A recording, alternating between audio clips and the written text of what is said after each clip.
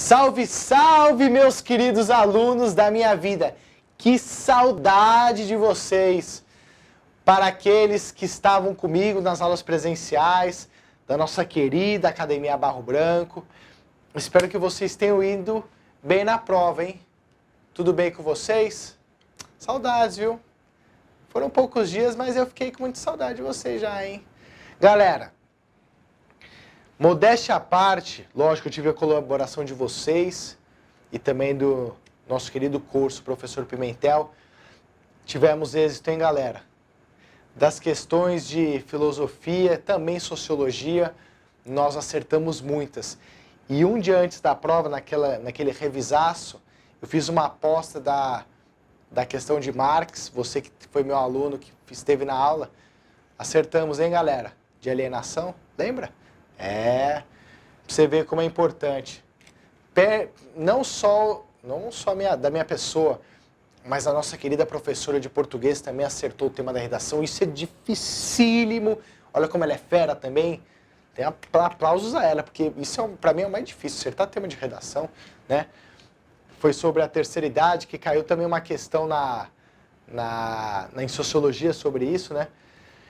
Galera, vamos lá para a correção de filosofia. Falamos de muitos dos temas. Como eu falei, questões de concurso sempre se repetem. Por isso que eu peguei os últimos 10 anos de concurso da Barro Branco, fizemos todas as questões de filosofia e sociologia e, graças a Deus, graças ao seu estudo, a sua determinação, a sua paciência, certo? A sua determinação nós conseguimos, certo? Então vamos lá corrigir, ver como é que foi? Bora! Galera, como sempre, eu gosto de resolver a questão aqui, ó. Eu vou ficar desse lado para poder ler bem, tá? Podemos considerar que são fundamentalmente duas as grandes transformações que levaram à Revolução Científica do século XVII. Opa! Aquele meu querido aluno sabe como eu resolvo, né? Até aqui, o que nós entendemos? Galera, século XVII, 1600 e pouco. O que levou à Revolução Científica? Vocês sabem que durante a Idade Média, a Igreja concentrou todo o poder, todos os estudos. Tanto é que apareceu na filosofia um negócio chamado escolástica, porque era o pensamento filosófico saído dos monastérios, que funcionavam como escolas, não é? Então, meus queridos, depois desse movimento da escolástica, da Idade Média, e também o forte contato com o mundo oriental, com as cidades gregas que valorizavam o homem, valorizavam o conhecimento. Então, todo esse conhecimento que estava armazenado na igreja, juntando com o contato com o Oriente, com as cidades gregas de Constantinopla, por exemplo, né? A nossa antiga Bizâncio. Então, todo esse conhecimento vai florescer. Florescer, sim, renascimento cultural. Então, o mundo científico da razão, aquela razão grega, aquela razão romana, certo, do Império Romano, o método, a aplicação das experiências, né? Não só de teorias, mas buscando o método racional, como se pensar. A igreja não deixava a galera pensar assim, porque poderia questionar as suas doutrinas, mas agora juntou com as ideias do Oriente, que sempre valorizavam esse mundo grego, juntando agora que a igreja tinha esse contato com o mundo grego, mas preservava, não difundia, mas agora o contato vai ser muito forte, que temos o renascimento comercial urbano, as cidades renascem, o contato, como temos as cidades, o contato um para com o outro é muito forte, então a galera começa a conversar, começa a se perguntar, então as ideias do renascimento cultural vêm à tona. Não é à toa que vem nas cidades italianas de Veneza e Gênova, por exemplo, que elas vão comercializar com Constantinopla, com esse mundo grego, e trazem todas essas informações, galera. Por isso que as cidades italianas são o berço do Renascimento. Lembra? Para você que assistiu minha aula de Tartaruga Ninja que eu falei? Lembra? Tartaruga Ninja, o Mestre Splinter, que simboliza a igreja. Lembra que eu falei tudo isso? Que as tartarugas vagarosamente vão levando esses ideais e fazem uma comemoração, lembra? Do berço da Itália, lembrando a pizza. Se você que nunca viu minha aula, está querendo ver a correção, não está entendendo, é que tudo isso para quem estava nas minhas aulas no dia a dia, eu falei isso com a galera, tá? que é explicando o Renascimento. Então, meus queridos, não é à toa que até o século 13, 14, a igreja vai dominar todo o conhecimento. Mas depois, com esse renascimento comercial urbano, esse contato com o Oriente, e também os próprios monges, muitos padres, como Copérnico, que com tanto conhecimento vão querer espalhar o verdadeiro conhecimento, o verdadeiro método de se pensar. Dane-se que questiona a igreja, mas vamos buscar a verdade, não é? Então explode, é o que nós vemos a Revolução Científica. A Revolução Científica é fruto do renascimento comercial, é fruto do renascimento cultural, que o renascimento cultural é fruto do renascimento comercial e urbano, não é? Opa! Sabido tudo isso, do ponto de vista da cosmologia, o estudo do cosmos, né? A demonstração da validade do modelo heliocêntrico, ou seja, que giramos em torno do Sol, empreendido por Galileu, primeiramente por Copérnico, né? Heliocentrismo, mas tudo bem, pode estar certo também por Galileu. A formulação da noção de um universo infinito e a concepção do movimento dos corpos celestes, principalmente da Terra. Do ponto de vista da ideia da ciência, a valorização da observação e do método experimental, olha aqui, ó, e a utilização da matemática como linguagem física. A matemática fala a verdade, não é? A matemática é perfeita, proposta por Galileu. A ciência moderna rompe com a separação antiga entre a ciência, o saber teórico e a técnica. O saber aplicado, integrando a ciência e técnica, ó, harmonizando a teoria e a prática, né? Para experimentar, fazer os experimentos, saber através da experiência e fazendo com que os problemas práticos no campo da técnica levem a desenvolvimentos científicos e que hipóteses teóricas, as teorias, sejam testadas. Ó. Então a galera antigamente tinha teoria, mas agora vai também ter a prática para comprovar ou não essa teoria, certo? A igreja não deixava isso. A igreja, galera, tinha muito conhecimento, mas agora, com a ciência florescendo, tem que se testar, porque a ciência... O que é da ciência sem o experimento? Então teste as teorias para ver se é verdade ou não, não é? Quer ver uma curiosidade? O Aristóteles, da Grécia Antiga, lógico, acreditava que se eu jogasse um objeto com uma determinada força, quando perdesse essa força, ele caía reto. Essa é a teoria dele. E a igreja vai defender isso, não vai questionar. Mas agora, com a ciência florescendo, e a ciência tem que ser testada, ó, a igreja tinha isso, mas agora a igreja vai ser testada em todos os quesitos, não só na ciência, mas também no credo. Não é à toa, não é coincidência que nessa época surgem as reformas protestantes, outras religiões que vão enfrentar, não é?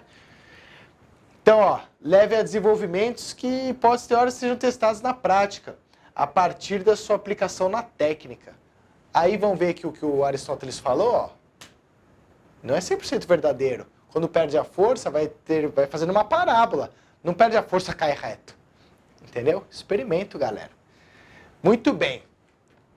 Considerando as colocações do texto sobre as transformações que propiciaram o surgimento da ciência moderna, assinale a alternativa correta. A. O uso da matemática como linguagem da física foi promovido por cientista favorável ao geocentrismo, ou seja, que a Terra é o centro do universo, igual a igreja sempre falou, que somos a maior criatura de Deus, e tudo gira aqui? Não, nada disso. Certo?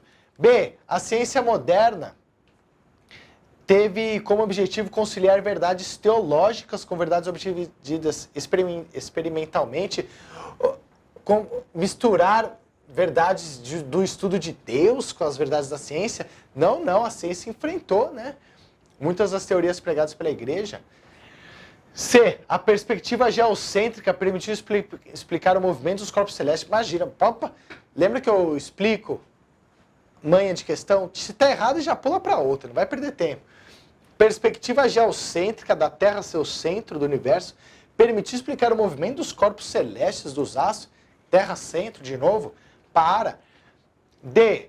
A revolução científica do século XVII promove práticas experimentais. Verdade, né? Porque antes era só teoria, agora a gente está pondo em prática essa teoria e vendo que é verdade ou não.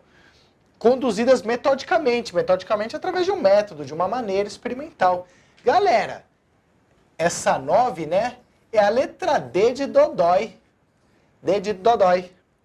Quer ver se a E, como eu tenho que falar de todas, né? A distinção entre ciência e técnica promove a aplicação rigorosa do método experimental da modernidade. A distinção não, a união, né? Não é a E. Então, 9 é D mesmo, tá? 10, a bioética. Puta que pariu. Desculpa a palavreada aí, mas eu cansei de falar isso, hein? O que é bioética? Outra questão que eu dei. Ética é a junção da biologia e da ética. Ou seja, no campo da biologia, da ciência, nós devemos colocar muito da filosofia, de valores éticos, valores humanos, valores dos animais, certo? Ver o direito das coisas, direito dos animais, o direito da vida humana, porque a ciência, galera, ciência, biologia, bioexatas, ela é exata, ela vai buscar uma resposta, não é? Só que precisamos colocar certos limites para a ciência, porque senão ela afeta muito a integridade, viola muito a ética, a moral humana. Quer ver, por exemplo, uma mãe que perde um filho, eu quero clonar meu filho, fica clonando, não é assim, não pode sair clonando, fertilização in vitro, aborto tem que ser discutido, não vou entrar no mérito de que é favorável ou não, mas aborto é legalizado, até onde o feto que está sendo gerado ali tem vida, não tem, pode abortar, não pode. Então, é conciliando a biologia, a medicina, a saúde com os valores humanos, né? O que foge à ciência. Então, colocamos na ciência, para ela ficar perfeita, a filosofia, a ética, não é? O direito, para conciliar e vermos o que podemos fazer. Desenvolvimento sustentável. Se eu for falar só de ciência, economia, a gente tem que produzir pra caramba. Procurar matéria-prima. Mas não é assim. Se você for buscar matéria-prima desenfreadamente, por causa da economia, que é uma ciência, né? Cadê a filosofia? Cadê a ética? Cadê o direito protegendo a natureza? Cadê o direito protegendo a filosofia, conscientizando a galera que as gerações futuras não pode exaurir a natureza ao máximo assim. Então tem que ter um desenvolvimento, mas sustentável. Tá vendo, galera? Isso é bioética, né? É um ramo da ética que estuda os conflitos, controvérsias, pesquisas e práticas que visam esclarecer e resolver questões éticas dentro da biologia. Acabei de falar vários exemplos. Um de seus objetivos centrais é estabelecer, uma ponte entre o conhecimento científico e humanístico, ciência, exatas, biológicas, e o valor humano, né? A fim de evitar impactos negativos da ciência e da tecnologia sobre a vida, né? Vai sair clonando, eu gosto daquela menina, vamos clonar 1000 meninas. Não é assim, né? Entre os princípios da bioética, destaca-se o princípio da autonomia, segundo o qual se deve respeitar crenças, vontade, os valores morais dos sujeitos da pesquisa, ou seja, respeitar a integridade, né, do humano, o autônomo, né, a autonomia do indivíduo, o princípio da não maleficência, que busca preservar a integridade e minimizar as dores e os danos envolvidos na pesquisa, sejam danos no meio ambiente, sejam danos aos animais ou até o próprio indivíduo, se for humano, que se submete a determinada pesquisa. Ele tem direito a ser respeitado, não é porque ele está passando por um processo experimental da medicina, por exemplo, que a gente vai usar de cobaia, assim. Não é. Muito bem. E o princípio da proporcionalidade, o qual defende o equilíbrio entre benefícios e riscos da pesquisa. Tem que ter um equilíbrio entre benefício e risco. Não pode abusar demais. Tem muito a ver, né, com da não maleficência, né? Tem que ter equilibrar, quanto pode arriscar e quanto não faça mal para o outro, né? Proporcional. Muito bem. Considerando a caracterização da bioética apresentada no texto, é correto afirmar que, galera, conheço o FUNESP, é só interpretar. As alternativas aqui, se você tiver com dúvida, lógico que vai falar dos princípios. É só você aplicar, não é? Experimentos dolorosos com animais na indústria cosmética devem ser evitados, de acordo com o princípio da não maleficência, de não causar danos. Verdade. Dolorosos com animais? Eu vou testar algum remédio no elefante, fica tacando até para ver quanto ele aguenta, injeta doença, dando antibiótico para... Não, não é assim. Não é? Tem que ter respeito à vida. É a letra A de amor. Não é? É a A mesmo. Tá? Vamos ver a B, se você teve dúvidas no outros. Pesquisas que atendem interesses econômicos da indústria farmacêutica estão de acordo com o princípio da proporcionalidade. E qual que é a proporcionalidade? Ó, equilíbrio entre benefícios e riscos. Imagina, se for atender os interesses econômicos, galera, essas empresas vão deitar e rolar nas vidas aí, ué. Se liga, nem ferrando. C. Informações pessoais de pacientes que beneficiem terceiros podem ser divulgadas de acordo com o princípio da autonomia. Claro que não. O princípio da autonomia é respeitar a integridade do indivíduo. Informações pessoais de pacientes, claro que não. A não ser que ele queira divulgar, mas não permita, mas não pode não. D. Impactos negativos de pesquisas médicas podem ser desconsiderados. Ó, nem eu quero ler o resto. Podem ser desconsiderados. Nunca o impacto negativo vai ser desconsiderado. Tem que ser considerado. E. Benefícios da pesquisa médica justificam os riscos para a integridade dos sujeitos. Nem quero ler o resto, ó. Ainda mais da maleficência, claro que não. Pesquisa médica justificam os riscos da integridade do ser humano, nem a pau, né, galera? Então, a única certa e perfeita é a A mesmo, tá? Experimentos dolorosos com animais da indústria cosmética devem ser evitados de acordo com o princípio da não maleficência, que não causa danos, aqui, ó. Que busca preservar a integridade e minimizar a dor e os danos dos envolvidos na pesquisa. A mesmo. 11, a penúltima de filosofia. Depois da Semana da Arte Moderna de 22, surge em São Paulo um movimento antropofágico com a publicação do Manifesto da Poesia Pau Brasil, em 24. Criado pelo escritor Oswald de Andrade. Muito bonito essa época, né? Os artistas antropofágicos, por que antropofágicos, Kiko? Vamos aí, ó. Ofereciam uma via para a arte nacional avessa a imitação do padrão artístico europeu. Ó. Então, esse movimento dos artistas do Brasil... Desculpa, gente. Estou dando muita aula. Tá seca a garganta. Oferecia uma via de arte nacional avessa, contrária à imitação do padrão artístico europeu. Por isso que é antropofágico. Antropofágico é que devora, né? Canibalesco, né? Então eles vão devorar essa arte europeia ou até superá-la, né? Muito bem, a imitação do padrão artístico europeu, o qual tomava conta da cultura letrada do período. Porque aqui, até hoje, né? Tinha muita pagação de Europa, pagação de pau para Europa. Então esses artistas da Semana da Arte Moderna vão desenvolver a nossa. Pode pegar dos caras, mas vamos superar a dos caras, né? Vamos ser melhor, vamos devorar a arte deles e fazer a nossa, entendeu? Bem nacionalismo mesmo. O movimento antropofágico propunha que a relação dos artistas e pensadores com a cultura europeia poderia ser vista por meio de um processo de devoração, por isso que é antropofágico, gestão e deglutição das influências estrangeiras. Então a gente vem, come os caras, né? Devora, né? Devora e desenvolve a nossa. Em outras palavras, os antropofágicos acreditavam que as tendências estrangeiras eram benéficas ao desenvolvimento da cultura brasileira. Sim, desde que fossem criativamente reestruturadas, de acordo com a questão e demandas presentes na nossa cultura. Então a gente come a cultura dos caras e faz a nossa. Pode se influenciar, mas vamos superar, vamos fazer a nossa cara, né? Então, muito bem. Considerando os movimentos que refletiram sobre a produção artística brasileira a partir do início do século XX, é correto afirmar que a influência da arte estrangeira determinou a produção artística brasileira em toda... Não, a gente pode, até se influenciou, mas a gente superou e fez a nossa. Não.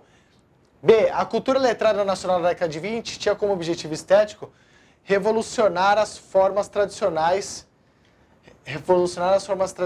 de produção artística. Tá, a cultura letrada nacional da década de 20, não. Tá no texto, a cultura letrada... Ó, se você ler sem desatento, ó. A galera da década de 20 tinha como objetivo estético revolucionar as formas tradicionais de produção artística. Tinha. Mas a cultura letrada nacional, essas tradicionais aí, pagavam pau para os europeus. Esses artistas da Semana da Arte Moderna, os poucos, quiseram dar um novo caráter. Então a cultura letrada nacional pagava pau para a Europa. Cuidado, hein? Quase que você se engana nessa B. C. A deglutição. O ato de devorar. A deglutição antropofágica.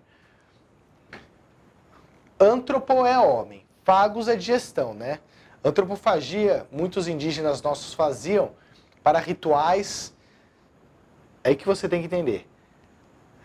Antropofagia é diferente de canibalismo. Canibalismo, o cara come, muitos indígenas nossos comiam para se alimentar. Antropofagia, antes dos portugueses chegarem, até depois também, quando uma tribo lutava contra outra e vencia, para adquirir o poder desses seres humanos que eles venceram, eles faziam um ritual antropofágico para ficarem melhores. Comiam, pegavam a energia dele e ficavam melhores. Esse é o nosso movimento. Antropos é homem, fagos é digestão. Então, como os nossos indígenas, anteriormente, tanto é que está falando nossos indígenas, até um símbolo do nosso nacionalismo, nosso povo, o indígena, né, o nativo. Então, queremos pegar a arte europeia, que é importante, é forte, mas nós queremos ser mais fortes e venceremos. Então, vamos comer e fazer com essa energia uma melhor arte, entendeu?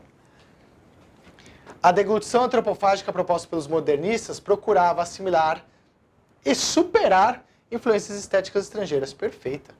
Certeza absoluta que é a C. Tá? Mas quer ver a D? O movimento antropofágico modernista tinha como objetivo adotar práticas e valores estéticos europeus. Adotar, não. A gente queria comer esses valores e superar. E E, o movimento modernista e os antropofágicos defendiam as perspectivas estéticas do período barroco. Imagina, o período barroco tinha passado há muito tempo. Então 11 é C mesmo. E 12, segundo Norberto Bobbio, entre os ideais que definem a democracia e a matéria bruta, ou seja, entre a teoria e prática, entre o que foi prometido e o que foi realizado, há uma longa distância. Verdade. Foi prometido e realizado. Né? Muito da nossa política. Para ele, o aprofundamento da democracia no Brasil deve orientar-se pela superação dos descompassos entre os ideais e realidade, né? Precisa pôr mais em prática o que a gente idealiza, né? Bobbio nos dá algumas pistas para a nossa tarefa identificar certos objetivos que, na prática, as democracias não foram capazes de alcançar. Destacam-se, dentre elas, a importância de se estender a democracia política para a democracia social, né? O que os políticos fazem para que atinja toda a nossa sociedade, né?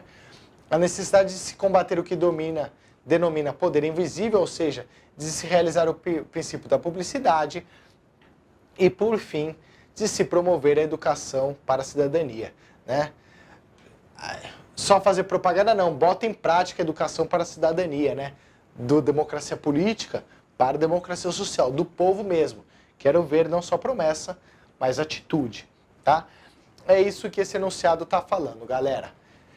Muito bem, segundo o texto, cabe afirmar que a democracia brasileira promove a democracia social entre os cidadãos ao garantir o sufrágio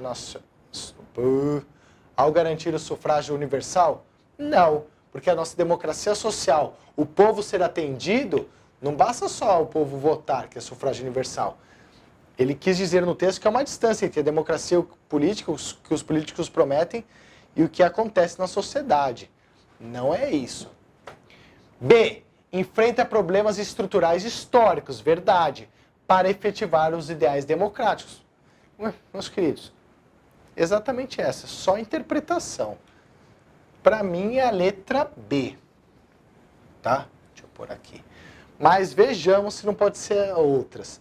Torna públicos os interesses econômicos subjacentes às políticas do governo. Imagina, se tornasse públicos os interesses desses políticos aí canalha, a gente não votava mais, né? Às vezes torna público e vota ainda, né? D. Supera a divisão entre os princípios democráticos. Supera a divisão. Está tudo dividido ainda. Ele falou no texto.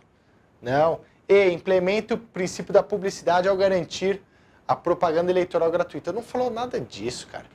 Então, galera, a 12 é B mesmo. DACB.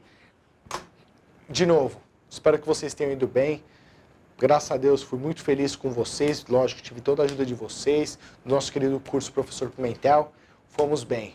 Mais uma vez, gabaritando e acertando essas questões aí. Certo, meus queridos alunos? Foi um prazer inenarrável estar na presença de vocês. Fiquem na paz de Deus. Aquele abraço.